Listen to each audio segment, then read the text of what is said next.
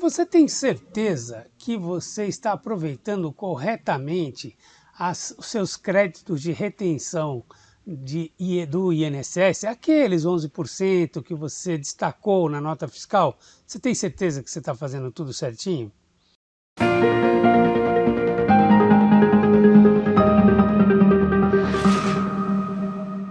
Por que eu estou falando isso? Porque muitas vezes o cliente chega para a gente aqui no escritório e fala assim, ó, estou pegando um exemplo real, hein? Tenho 700 mil reais de créditos. Como é que eu faço para pedir restituição ou compensação? Aí ele me mostra uma planilha como essa. Olha que estranho, ó. Essa planilha aqui, ó, ela tem no controle dele, ó, ele vem com um saldo de 637 mil reais de 2014 para trás.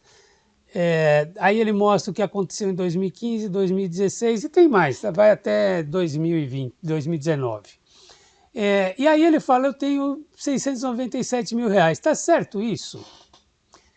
Infelizmente não. Por quê? Olha só, esses valores aqui que ele acha que tem um saldo aqui, eles são valores de mais de 5 anos. Então, se eles não foram utilizados em época própria, você não tem mais aquele saldo. Por quê? Porque prescreveu o teu crédito, prescreveu o teu direito de recuperar esses valores.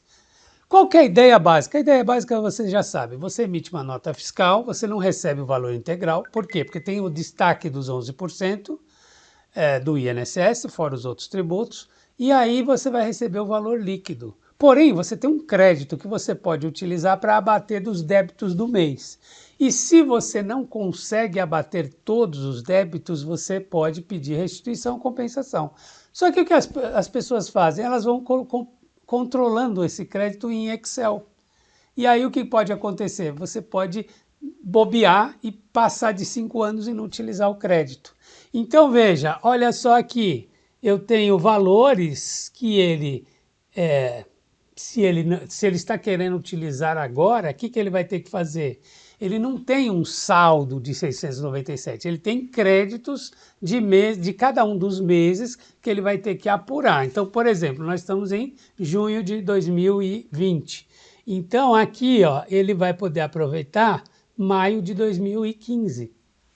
Para trás, prescreveu. Então, em maio de 2015, ó, ele teve retenções de 20 mil reais, utilizou 12 mil, então ele tem 10 mil reais nesse mês. 10 mil reais mais correções, certo? Então é essa a ideia. Então vamos lá, vamos tentar aqui estabelecer os procedimentos corretos para você fazer essas restituições. Quem foi o nosso grande aliado nessa história toda? Foi a chegada da DCTF Web. Por quê? Porque com a DCTF Web, nós não temos mais aquele campo de compensação da GFIP, que era um campo mágico, que você colocava qualquer coisa ali e estava tudo certo.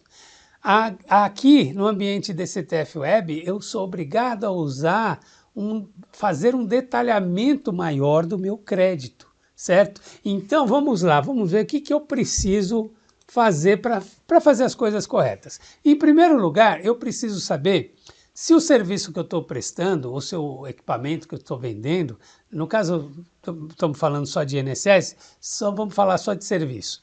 Então, se o serviço que eu estou prestando, de fato, precisa ter o destaque dos 11%, do 3,5%, conforme o caso.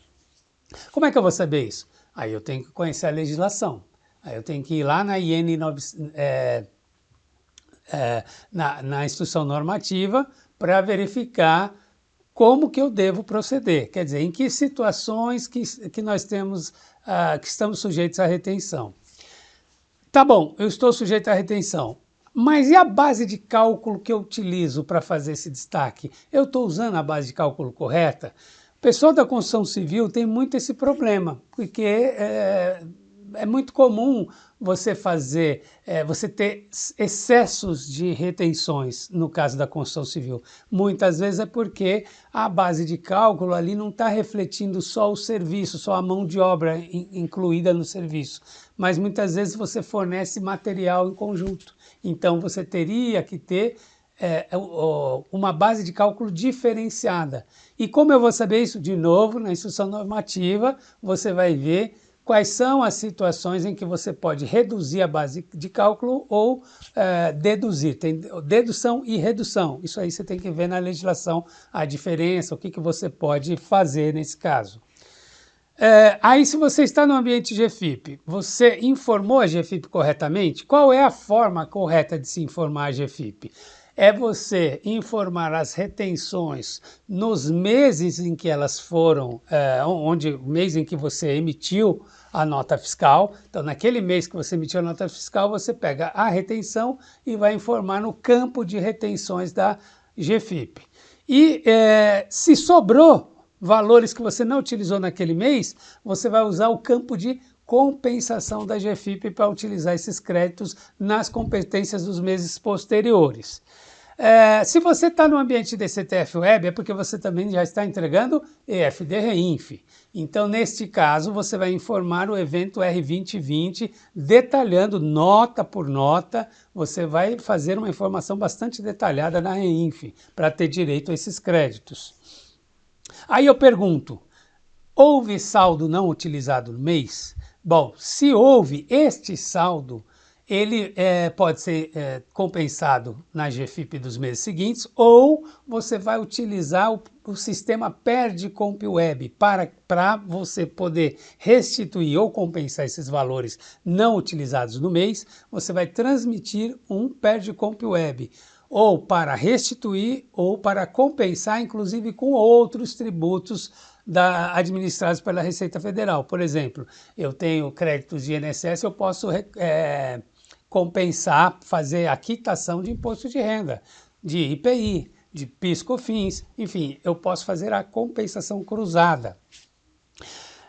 E aí você tem que decidir, você vai restituir ou vai compensar? Bom, restituir, você sabe como é que é, né? Você depende da Receita, a Receita pode demorar a analisar teu pedido, e esse demorar pode ser mais de 10 anos. Então, nem sempre a restituição é o melhor caminho. Então, a compensação, se você consegue fazer a compensação, ela vai te dar um resultado mais imediato, ok? Agora, se eu não vou compensar, eu vou fazer planilhinha Excel? De jeito nenhum, gente. Qual que é o meu conselho? Meu conselho é o seguinte, você tem um saldo que você não utilizou num mês, faça o pedido de restituição, ponto. Faça um pedido de restituição. Por quê? Porque você garante que você não vai perder o crédito por prescrição. E aí, a Receita provavelmente não vai analisar com rapidez esse seu pedido e você vai ter tempo para utilizar ele num futuro débito. Então aí, passado 3 meses, você tem um débito a pagar na Receita Federal, o que você faz? Utiliza aquele pedido de restituição que estava pendente, transforma ele em compensação. É possível? Claro que é possível, vou mostrar aqui para você, ok? Então é isso. Agora, aquilo que eu te falei, estou trazendo aqui uma GFIP para te mostrar aqui, ó. Então veja, você tem aqui na GFIP um campo de retenções, ó, retenção da Lei 9711. Aqui você vai informar o valor que você destacou nas notas fiscais. E aqui você tem o campo de compensação, olha aqui, ó, que você pode utilizar para compensar saldos que você não utilizou em meses anteriores. E qual é a documentação necessária que você precisa ter para fazer esse trabalho? Bom, mínimo que você tem que ter, cópia de todas as notas fiscais emitidas pela sua empresa naquele período que você vai fazer a restituição compensação. Você tem que ter cópia de todas as GFIPs, você tem que ter o total resumo da GFIP, para você ver lá o que aconteceu, se houve realmente aí um saldo, né? Você pode puxar os outros relatórios, tem relatório de compensação também, que é muito importante. Então, para isso, o melhor é você ter o arquivo backup. Aí eu coloquei o formato dele, é o cfip.bkp. Por quê? Porque quando você tem o backup, você abre o backup no programa GFIP e você vai ver quais informações importantes. Você vai ver o que você informou de notas fiscais de destaque, você vai ver o que você compensou e o período de compensação que você utilizou. Então, isso vai ser uma informação importante. Você vai precisar dos dados bancários da empresa para informar no programa PerdComp e os dados dos débitos a compensar se você for fazer a compensação imediatamente. E você vai ter que fazer um relatório bem detalhado com todas essas informações, porque se a fiscalização chegar, você está preparado, ok? Então agora eu quero te mostrar como que você vai fazer o pedido inicial, pedido de restituição. Bom, eu não vou preencher todos os dados aqui para você, mas isso será necessário. Preencher aqui ó, o cadastro e aí você já estou indo direto para a aba de créditos, tá? Eu clico aqui em contribuição retida na fonte e aqui eu vou incluir o detalhamento dos meus créditos. Então aqui, ó, por exemplo, eu coloquei aqui qual foi o tomador, que para quem eu emiti a nota, o número da nota, série, data da emissão, isso aqui é importante porque é pela emissão, para cada mês de emissão eu vou fazer um PerdComp, certo? Tem que ser um por mês. O CNPJ de quem sofreu a retenção, quer dizer, eu, empresa que emiti a nota, coloco o meu CNPJ aqui, o valor bruto da nota e o valor da retenção, certo? Então esses dados todos estão aqui, ó. Então quer dizer, eu incluo aqui, ó, faço toda a informação, na hora que eu gravar, fica aqui, ó, o dado gravado aqui. Certo? Então, no caso, o que eu informei? Ó? Eu informei que eu tinha 11 mil reais de retenções. Aí eu tenho que dizer se houve compensações. Então, eu tenho um crédito de 11 mil neste mês, tá? Então, o resumo da história aqui é, eu tenho, no mês de julho de 2017, eu tenho 11 mil reais de crédito em valores originários.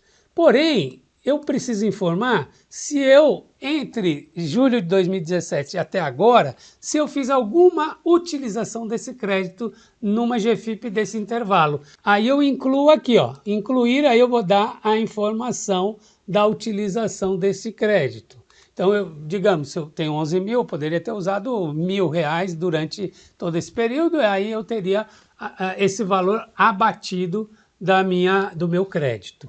E por fim, eu tenho que informar aqui, ó, qual foi a compensação que eu utilizei dessas retenções todas, o que eu utilizei no próprio mês. Então aqui eu informei, por exemplo, ó, compensação na própria competência, R$3.000. Com isso, eu vou ter um crédito final de 8 mil. É esse o meu crédito disponível nesse PerdComp. Fiz uma coisa simplificada só para você entender. Então aqui, quando eu transmitir este PerdComp, o que vai acontecer? Eu tenho um crédito de 11 mil em valores originários.